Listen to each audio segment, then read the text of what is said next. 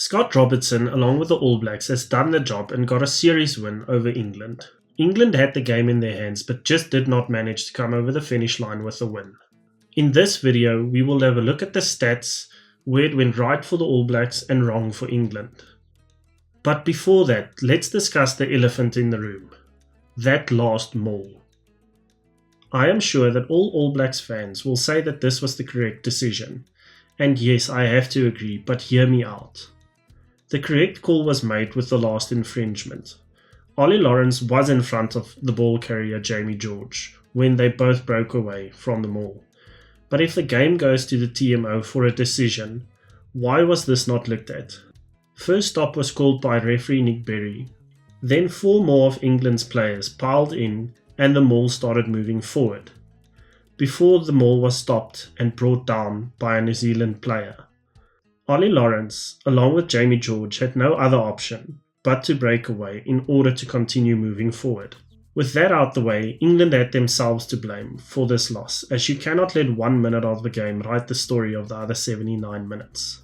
They had all stats working in their favour to set up an epic win in Eden Park in what would have been their first win in 50 years for them at this venue. The stat of the match for me is that before this game, the All Blacks managed to get an average of 196 passes per game in their last 4 games. England kept their All Blacks to only 118 passes during this game. England had the territory advantage in their favour, 62% to 38% for the All Blacks. Possession, England had 51%, but in the last 10 minutes, England had 72% of the possession. They were dominant in the lineouts, winning 90% of their own lineouts and disrupting the All Blacks to 77% on New Zealand's lineouts.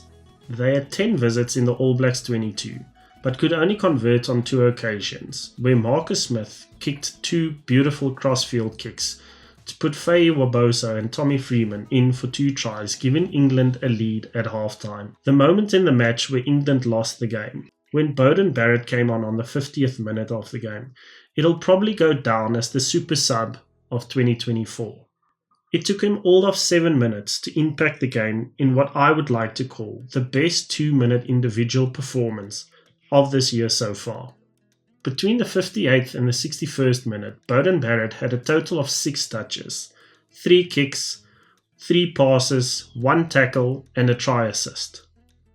With England leading at this stage, this must be seen as the point in the game where the momentum swung New Zealand's way. The game-changing play started with Beauden Barrett, where he kicked the ball out from within his own 22. Assisted with a line-out steal from Ardie Sevilla, Beauden kicked the ball to the middle of the park, chasing down his own kick, and made a very good tackle on Freddie Stewart, which allowed the All Blacks to compete at the breakdown and turn over the ball. He then gets up, receives the ball as first receiver, passes to Rieko Ioane for a quick crash ball. You can see him spot the opening in the England's 22. He calls for quick ball, puts a low flat kick in, pushing England back just outside their own 5-metre line.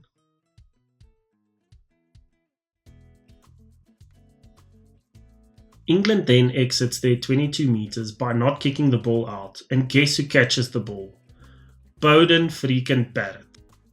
With no pressure on him, he passes the ball to Mackenzie, who cross-kicks the ball to Anton Leonard-Brown. England with no defensive structure, submitting 3 backline players and Ben Earl into the breakdown right next to the touchline.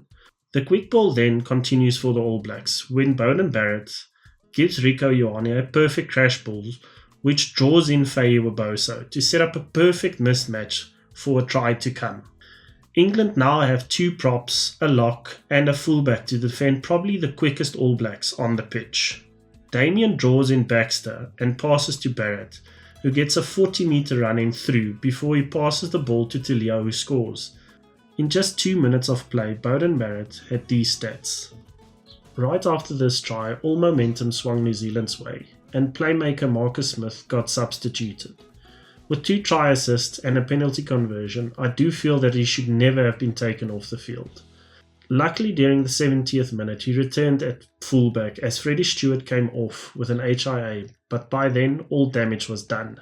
England had a real chance of beating the All Blacks in New Zealand, and they will be frustrated with themselves for not getting a win over in New Zealand, which sets up the match later this year between these two sides at Twickenham to be an epic battle. Thank you for watching this video. Please give this video a thumbs up, and if you enjoyed it, leave a comment down below.